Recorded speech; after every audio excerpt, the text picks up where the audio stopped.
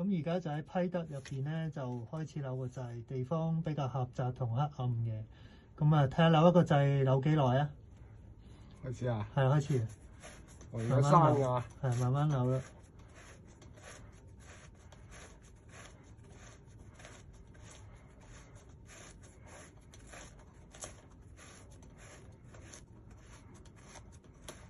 哇，都好耐喎！而家就示範用呢個電鑽再加呢個小工具嘅效果，大約用幾耐時間就開到個掣，可以啦，唔該。